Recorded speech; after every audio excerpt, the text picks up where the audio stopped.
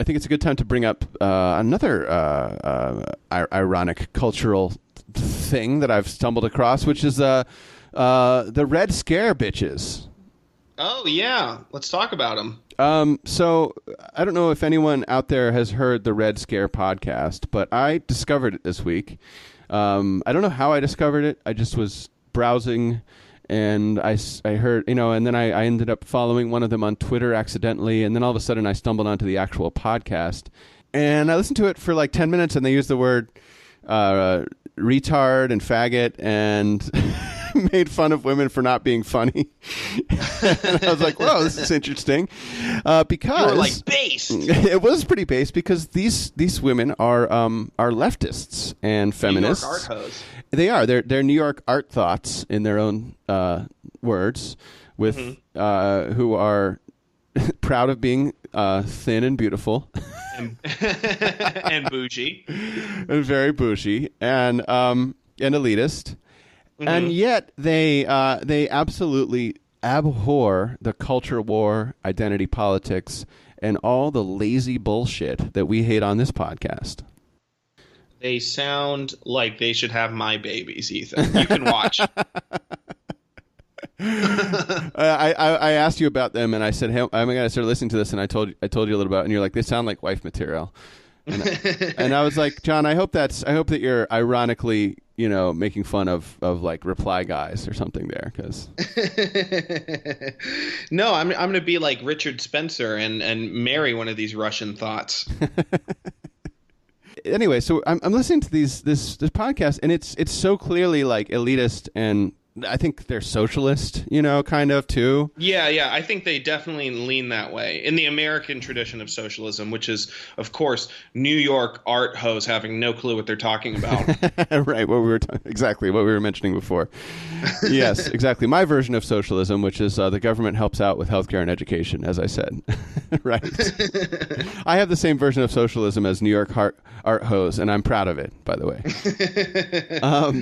Yeah, so these women are not, they're profiled in The Cut, which is like kind of a bourgeois feminist culture fashion blog that's an offshoot of, I think, New York Magazine or something. So, it's trendy and all that stuff. So they're very trendy. And I think one of them's dating or married to one of the Cumtown guys. Oh, is that right? I think so. So there's some connection with that. They're, I would say, probably smarter and more interesting to listen to than the Chapo people. Which really? I tried to listen to Chapo a couple times and I just couldn't get into it. I don't know, but these girls I totally thought were great. And it's like sort of funny. It's like they're saying these things like they're making fun of mansplaining. Like, it's not the patriarchy, honey, it's you. You just need to say things that are interesting and funny, and then, like, men and women will listen to you. Try harder. I was like, yeah. How come no one says things like that more, So they say things like that, and then they got profiled in this, feminist magazine. And so then everyone this week started calling them crypto-fascists for holding these opinions. Classic. And it was funny because I'm listening to them talk about it. So they're like, we hate to get meta here, but they're talking about what their position is because people are now calling them crypto fascists. And so their take was that like most of the feminism these days is just a toxic mix of, I think they said, paranoid projection and professional jealousy. Wow. Like that's dead on. Fat, dumpy girls on Twitter calling them TERFs and rape apologists and fascists because they haven't been profiled in The Cut and they have less followers, Wow. I think that's all true. Yeah. She's like, what does it mean for one of us to be a fascist? I'm just like some chicken in leather pants that lives in Bushwick. Like, I have no power. The new face of fascism. I know. That's like what that's actually that gets to one of the central problems with the whole virtue signaling thing, which is that most often when the whole SJW virtue signaling thing goes down in an actual conversation, and it's like, you're just a white man, and it's like, and what you're saying is that you're part of the ruling elite, and it's like usually the person who's being shut down in that conversation actually has less social power, or at least an roughly equal amount of social power as the person making the critique. You know, people who actually have the social power and are part of the patriarchy and the ruling elite, someone can't shut down their speech like that and just silence them. So it's like, no, you're not part of the problem just because you happen to be white and male and expressing an opinion. Also, that's a quote from Barack Obama, by the way. Right. It also kind of highlights what I think is somewhat a permanent feature of leftist politics from like the 20th century onward.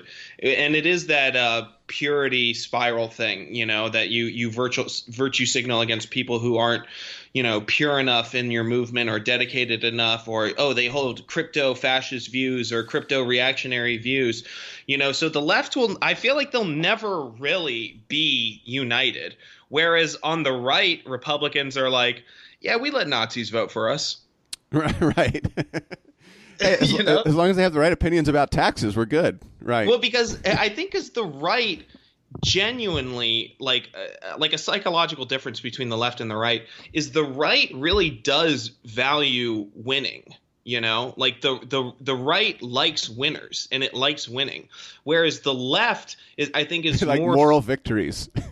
Yeah, exactly. The left likes moral victories, and they like virtue signaling, and they like gaining social capital in the circles that they engage with. They don't necessarily, you know, they wouldn't know what to do with power if they got it, which is why the Soviet Union was such a fucking disaster. But I feel like that the left will never be able to truly unite, because there's always this very satisfying thing to call out someone for being a crypto fascist or a racist or a reactionary. Well, you know? Yeah, you're right on when you're talking about the extreme left. Of course, they'll never be happy, and they'll always be happier with their moral victories than actual victories. That's all true. But I mean, of course, as I think the Red Scare thoughts show, they are skeptical about this stuff. Yes. And other people on the left, like me, I'm very skeptical of this stuff, you know? And I think that is where the real meat of it is, you know? That's what I was just saying about the people in the middle. I mean,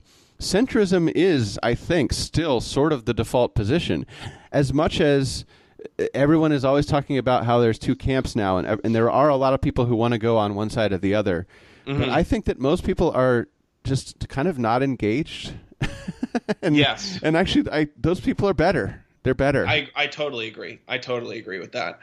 But I would say, though, because I listened to a different episode than you did, and in the one I was listening to, they were discussing Alexandra Ocasio-Cortez, you know, and they loved her, you know. They were talking about how great it is that you have these young people finally threatening the centrist neoliberal elite. Like all of the neoliberal Democrats, you know, are like traitors to the party, and they should all have a bullet put between their eyes. Like that's what they said on that podcast. And you're like, I like the political violence, but yeah, I like that. But then when they were getting into why they like AOC, they're like, yeah, you know, she's like 28 and like she was a bartender like last year. Like, oh my God, I was a bartender last year. Like she's just like it was seriously like that. It was just like, you're doing great, sweetie. It was like, okay, so this isn't exactly the political commentary I was looking for, but you know. Well, then they got into the Pete Davidson and big dick energy stuff, and they pointed out that Ariana Grande LARPs as a Hispanic, and she's actually a Paisan, which I didn't even know. I didn't know that either. And the fact that they use the word that they would say she's LARPing as a Hispanic, like that is crypto fascist rhetoric there. Oh yeah, you know? they're in the know with all that stuff, and they're I don't know, this article in The Cut is describing them as like, you know, they're sort of criticizing feminism from within kind of thing, you know. Right. Yeah. They are like the internal feminist skepticism. And I feel like I really do feel like in some way they are kind of like a feminine counterpart to this podcast, to Mean It's Over. Yeah. Well, because we're the internal skepticism about the alt-right? Wait, John, I don't know. No, we're not in the alt-right. Wait, I mean, you are, but... No comment. I mean, I'm actually probably in the same camp with them politically. Maybe they're a little more left. I don't know. I wouldn't say I'm in the alt-right. I would say I am the alt-right. Unfortunately, that guy who did the synagogue shooting disavows you because you're not anti-Semitic enough, John. Thank God. Well, you know what, Ethan? I disavow him. How's that feel, buddy? The more I hear about him, the less I like. You're out of the movement. You're out of the movement. This was the final straw. Right. He was on thin ice before this, John. Yeah, I don't know. He's been in hot water ever since he said QAnon was fake. Yeah, you have a whole different set of reasons for not liking this guy than everyone else. He's like, actually, I think the rich could contribute a little more, and I'm like, that's disgusting. Get out of here. Yeah, you're like, he's pro pedophile. What's this? Anti QAnon. No, I'm basically a leftist who sees that almost everything that the left is up to these days is cynical ideology, and so leftists hate me. You know. Other people on the left think that I am a fascist or on the right. I get that all the time, that I'm lumped in with some kind of toxic brew of with you and kind of the winking, cynical, right wing stuff that you're always joking about. I assume joking. And I just think that this stuff is funny and it's fun to have a laugh about it.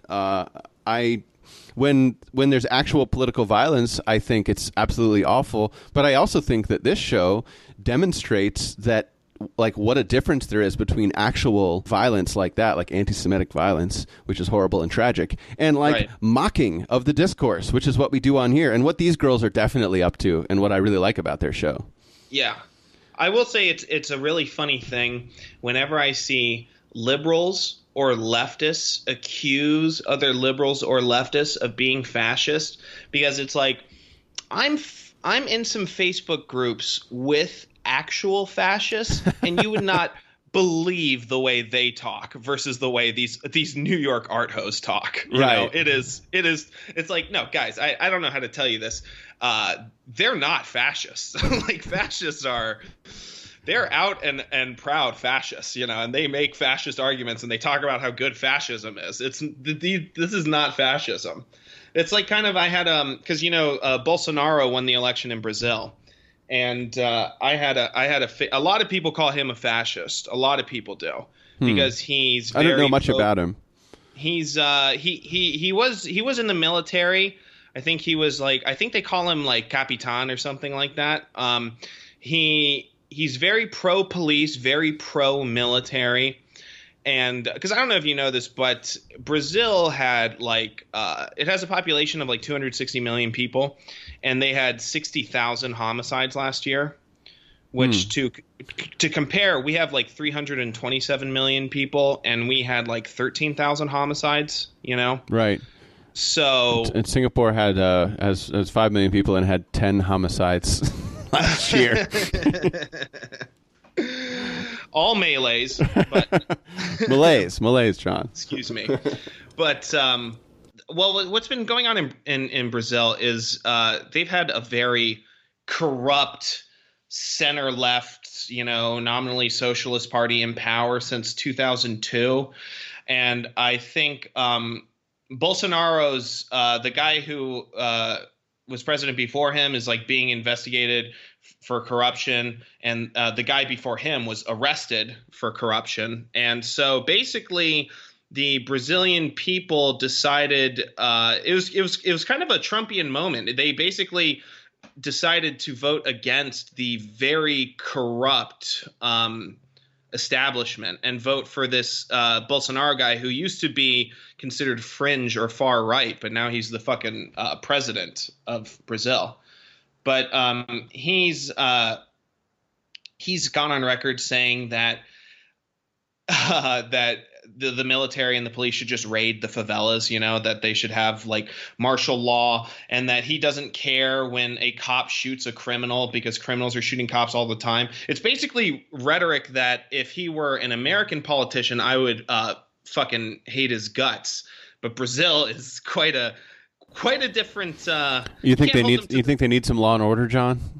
They definitely. There's no question that they need law and order because the government is corrupt as shit and crime is out of control. So they do need law and order.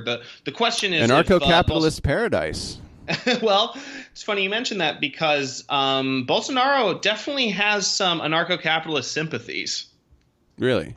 I saw a picture of him on Facebook holding 2 books. Pretty much both are required reading, for libertarians. One is Frederic Bastiat's The Law. No, Ethan, not Mein Kampf. They haven't translated that one into monkey Portuguese yet for the Brazilians. Jesus, John. But it was that, and it was some Ludwig von Mises book. So it's like, oh shit, this guy. He's reading Mises. Yeah. And I think he had a quote where he said Pinochet didn't kill enough communists. And so he's one of those guys. Yeah, he's one of those guys. He may end up being a market authoritarian, because he's very free market. He's very liberal when it comes to economics and trade. But he has some fascist social tendencies, I would say, because he's very against, what we would call cultural Marxism. I don't know if they have that term in Brazil or not, but, basically leftists, anti-racist types, anti-fascist types. I don't know if we covered it on the podcast, but after he won the first round of voting, the military in Brazil raided 20 universities and closed down anti-fascist classes and anti-racist classes and tore down pro-LGBT or feminist banners and stuff hanging in universities. So that sounds awful, John. That stuff terrifies the hell out of me. That is not the kind of stuff we want. But of course, the Brazilian military did it before he was actually elected president. So I don't know how much of that you can pin on him specifically. But he is the guy that the military wants. There's no doubt about it.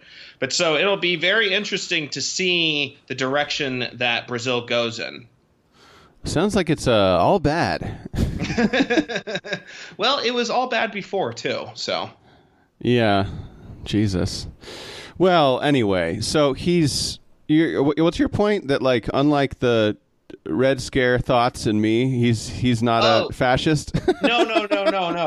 My point was that in America we love calling people fascists and people like Trump a fascist, and then a Latin American dictator comes up and it's like, oh, that's what fascism is. So he is actually fascist, is what you're saying? Well, we'll see. I think. I'm on the fence about it. It depends what he does, because if he institutes martial law, if he goes back to basically a military dictatorship, which Brazil had until 1985, right, then yeah, I think it would be safe to call him a fascist. But if he just cleans up the favelas and institutes, free trade, that's not really fascist.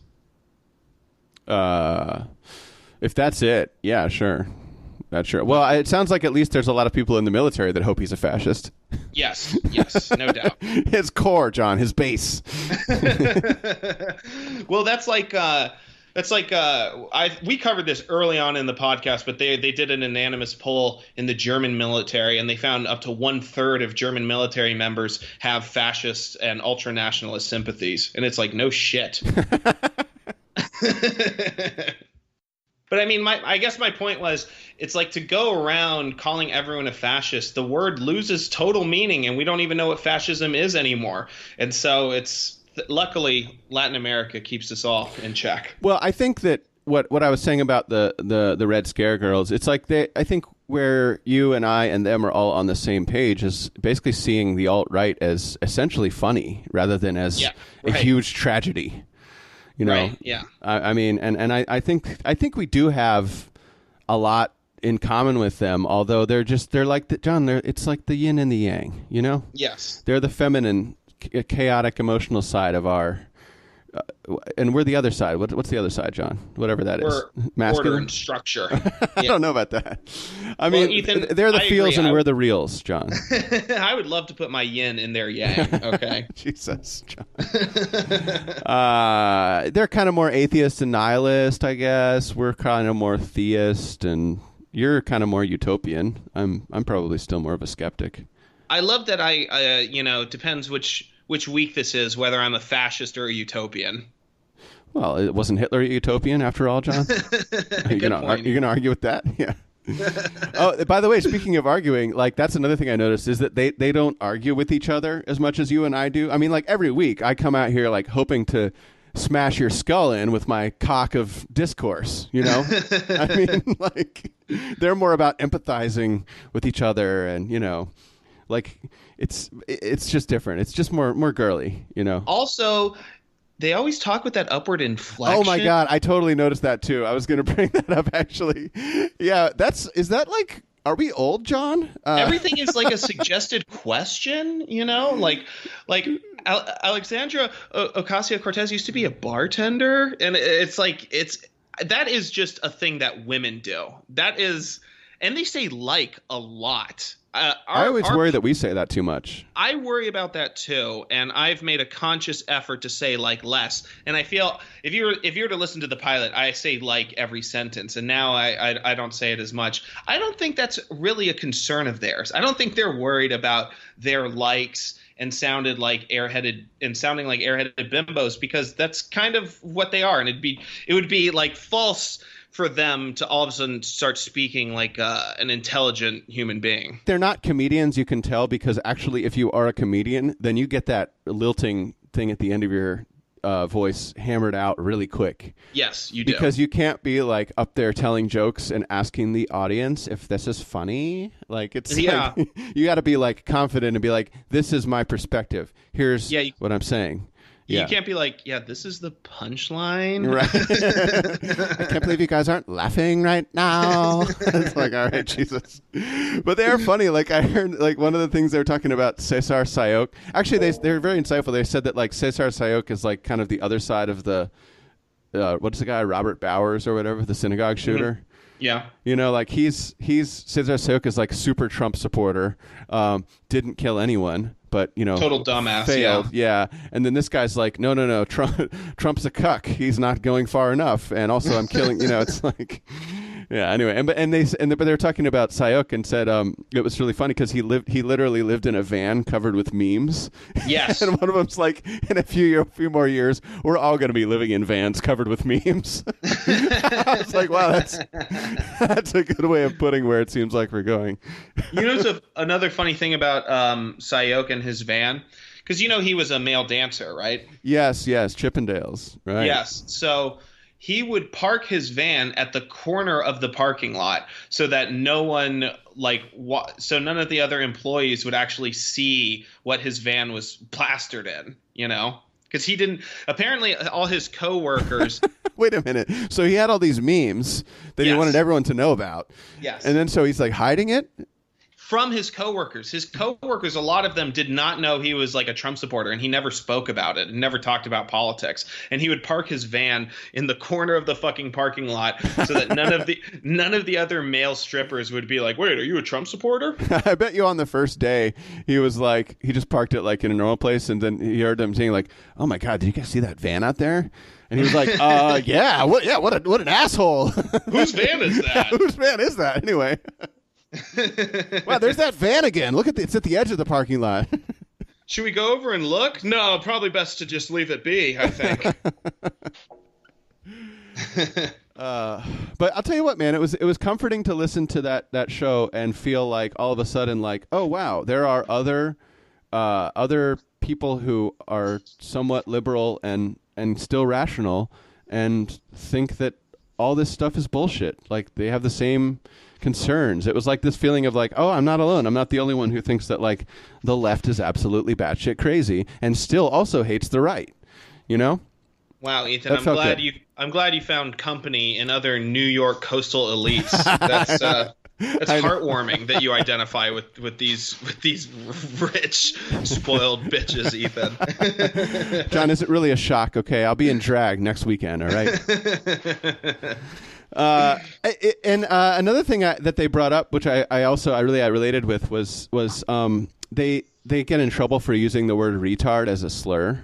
Right. And it reminded me, oh wow, like Chuck the Cuck at one point was criticizing me for using that and saying that, like, on this show actually you and I both used it, and he was like, it's offensive, and that's it's hate speech against the mentally ill or the mentally disabled.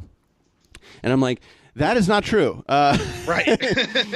And I'm like, wow, how far did we fall as a culture? Like, how did this happen so fast that we've just lost our way? It's just this idea of getting the better of someone with the discourse by accusing them of doing something that they're not doing. Yes. In bad faith.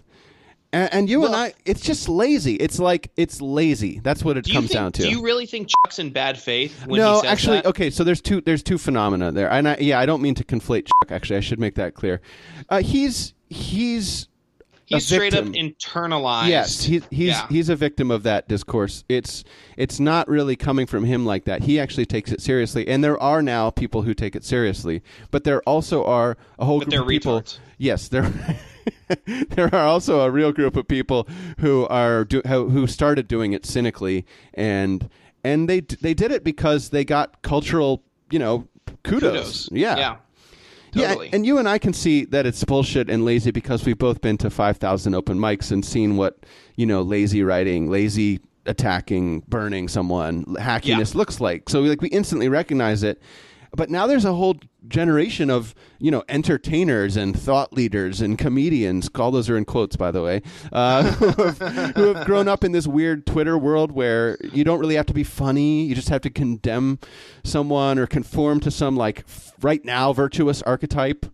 And, right. All you have to do really is push, like, progressive values and state them in, like, an ironic or a sarcastic way, and all of a sudden you're hailed and you're like, that's comedy, folks. Yeah. Instead of being punished by the harsh, racist Miami audience, like you should be, John, like we have been. Exactly. In that crucible of a horrific crucible on stage. Yeah. Seriously, we've gone through the ringer, folks. You can't help it. You can't help but come out in atrocidad after that. And proud of it, I say. No, but yeah, like I saw this thing going around because, Stephen Colbert owns Trump every night now. Oh, my God. Yeah. Wow. And there's one of him where it's like biting criticism, John. Exactly. A lot of people were sharing this. He's the Mark Twain of our times, I think, really. But skewering left and right alike. Yeah, I saw all these liberal Facebook friends sharing this article that was talking about Stephen Colbert's latest skewering of Donald Trump. Yes. And the line was, a lot of people think Donald Trump is a dictator, but he's just a dick. Hi-yo! That was the line, and everyone is sharing it like this is fucking comedic gold, And this is where the NPC meme comes from. Like, if you think that's funny, you're a retard. I'd like to hear the delivery, but I feel like there actually might be a delivery where you could kind of make that funny if you weren't expecting someone to say it. But overall, yes, coming from Stephen Colbert, who always says things like that, his writer should be fired. But I watched the monologue. Actually, my Don, the cultural Marxist, friend of the show, friend of the pod. He watches that show, and I'll be over at his place sometimes, and he'll be watching it. And every once in a while, I'll watch the monologue with him, and it's funny sometimes. He gets a few digs in here and there. I'm like, all right, it's kind of funny. But what's not funny about it is that the overall context is that just exactly what's going to happen. There are no surprises. Mm-hmm. Yeah, and I think it's very revealing that Stephen Colbert's audience consists of Don the cultural Marxist. I just want to know, where is the subversive side of comedy? And I'll tell you where. It's on our show, Absolutely. Mean and Sober, every week. And also, I'd say Red Scare, too. So recommend. Would you say, John, we recommend that show? Give it a chance. John's not sure. He doesn't want to give women that power. He doesn't want to give I think one of them's Jewish and the other one's just Russian. So Slavic, John. I'm sorry, I cannot distinguish any of them. They all sound. They both sound identical. It's true. I thought you were going to say, well, the Slav, you know, he should not be. Anyway, I was waiting for something racist about the Slav. No, Ethan, I'm taking a break from anti-Semitism to be sexist here. Oh, okay. Well, John, I produced the show. You could have told me before we heated up the mics. Setting you up for that, you know, your racist stuff. Ethan, I just don't think now's the time. But these bitches are out of control. No, but it's just like just the thing about that podcast is I have a very low tolerance for that. The way they talk, I find it extremely grating. Even though they were funny talking about Ariana Grande and Pete Davidson. One of the things they said, because Ariana Grande said, you know, Pete Davidson has a 10-inch dick or something, and they were going, yeah, but Ariana, you're like 5 feet tall, you know, like I bet like 6 inches is 10 inches to you, you know. That's kind of funny. And like Pete Davidson, like I'm sorry, but no way that guy has a big dick, you know. Like so, it was fun. It was entertaining. Yeah, that's good stuff. No, they. And I learned that Ariana Grande is not actually fucking Hispanic. I did not know that. I thought she was. There you go. You learned something too. And they were talking about how she probably consciously plays towards men's pedophilia, you know, with the way she dresses and looks and dances and stuff. Well, let's be honest, John. Her producers do that. Yeah. They tell her to do that. Right. She has no mind of her own. They told her to pretend to be Hispanic too, believe me. Yeah, and they told her to pretend that Pete Davidson's funny. Yeah, well, look, these girls. Yes, it actually note to the mansplaining to the Red Scare bitches. Be more assertive with the ends of your sentences. Yes, there's no reason to have that lilt at the end of every sentence. If you do it, you should do it consciously to make a point and to just have a little voice control. It's helpful. Yeah, you thoughts could learn a lot from us. You know, John, I'd like to do a panel. Really? I don't know. Maybe not. I think they're way more popular than us now. Yeah, it's not even close. But so anyway, they should do a panel with us if they ask nicely, John. I recommend it though. Seriously, I think you should listen. I stopped noticing the lilt thing as much too after I had listened to it for a few minutes. Then is that what it's called? Maybe that's what. Yeah, that lilt, that raising, and not the Caribbean lilt, which is beautiful. Right. I think the reason you thought the second half of the podcast was funnier than the first half was just that you were inured to it by the end. You think so? Yeah, I really think so. You stopped noticing the lilt after a while. I also think part of it was they were all waiting to see what the other one was saying regarding AOC, you know? And one of them was like, I'll be honest, I just found out who she was like 3 days ago. They said in one of their other episodes that, in the one I listened to, that it would have been really funny if that Sai Oak guy had blown off Hillary's hands. that would have been funny. And I was like, that's horrible, but that's exactly something John would have said. So. Yeah, it would have blown off her reptilian claws. Okay, David Icke.